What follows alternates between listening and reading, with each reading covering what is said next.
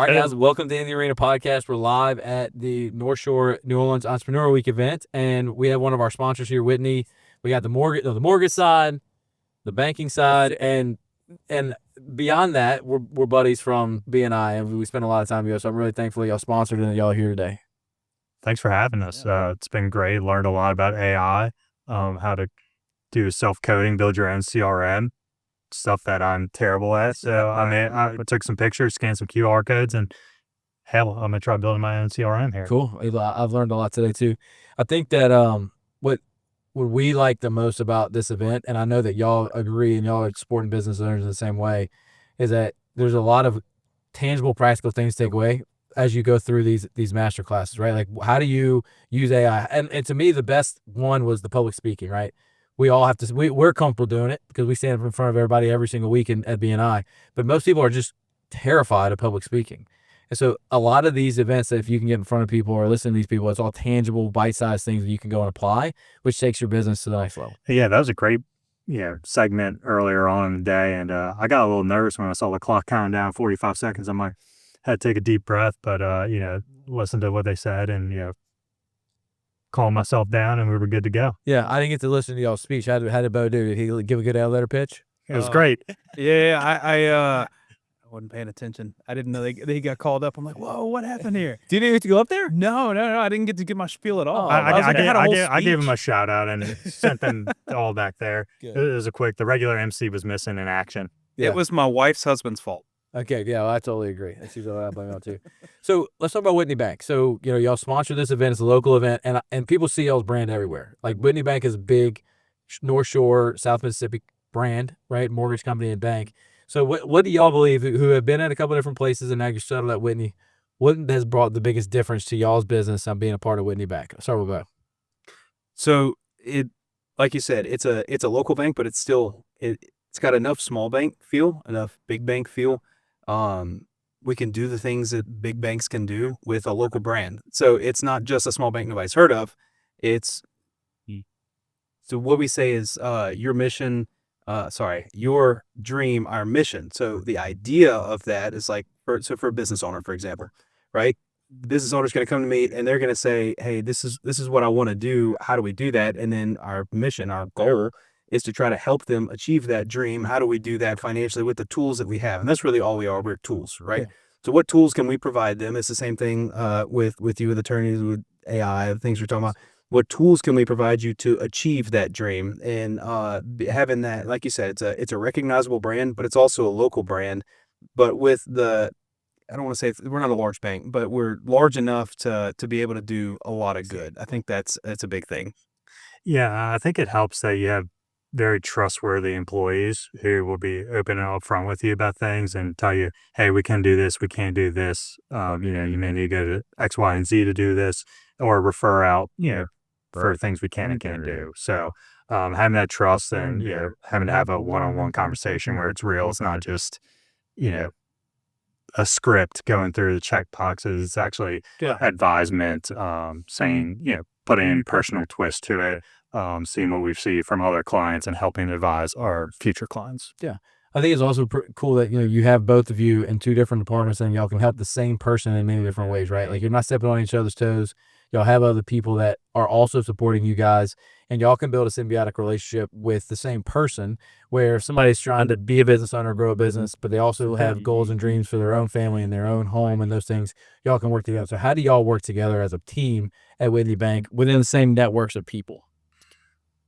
Well, we do it a lot of different ways. One of which is, we can do something on the mortgage side where we can do a mortgage, simultaneously close as a HELOC at the same time and help fund both those, get them to the title company and do like a simultaneous closing. So we can do things like that.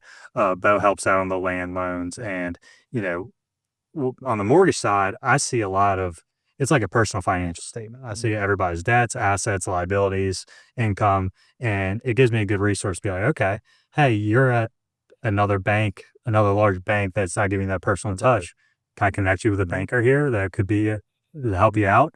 And from there, give it to Bo. Bo takes it over and sees what other opportunities may lie in that relationship. It's the depth of the relationship, right? So what Brett's saying is he's referring specifically right now to like a consumer person. So every consumer has a bank that they have. If we can grow that relationship and develop it, then great. Credit cards we have all these different things that can help build someone's credit profile before they're ready to buy a house. But even on top of that, how many people are business owners? Every business owner I come across, they have a house. They may want to buy some investment property. It's a referral there. If they run a business, they accept payments. Well, we have a merchant services department. Once that business is successful, he may not, this business owner may not want to keep all of his money sitting in the business accounts. Well, now we have an investment firm that's within the bank. So all of the departments, all the people within the bank were able to help somebody where they can do everything. I don't want to say one-stop shopping. I know everybody says that, but the idea is that you can build a relationship with the banks where we can help you do every step of the process, with the exception of, I'm not gonna help you find a house cleaner, or it's something that's just like random. But as far as financial services, for the most part, we have We have a all lot of under these- the umbrella. right. for We have sure. so many different Yeah, I think departments. that's a cool thing for y'all to mention too, to have that financial management arm of your business, so that your high net worth clients can keep their money within the bank and make more strategic decisions from a financing standpoint or from a home buying standpoint, right? It allows you maybe to go outside of what is a typical box of most mortgage companies and most Right. bankers and say, you're a loyal customer to our bank. We can now go and make something unique in this situation, make a decision that we might not have otherwise made if you weren't parking your money and your assets with Whitney Bank, right? So I think that's great. So let's kind of plug this event real quick. So, what was y'all's biggest takeaway from the event? What value did it bring to the community? And what do you recommend people next year try to take a look at what's going on here? I would say 100%. You didn't hear it, but I gave a special shout out to Lauren when I met with her at the end of 2024. And I said, hey, I want to double my business in 2025. And she goes, double it how? I was like, that's a deep question. So she made me do a disc assessment. We talked about ways to grow personally and professionally. And I just told everyone up there, I grew my business about 2.5 times from 24 to 25. A lot of it due to what she told me and figure out my strengths and weaknesses through the disc assessment, and also identify my ideal client. So a lot of the stuff that y'all are preaching here today, I've already learned it and done it, and it works. Yeah, that's awesome. So I would suggest anybody come see, check them out, and take the disc assessment.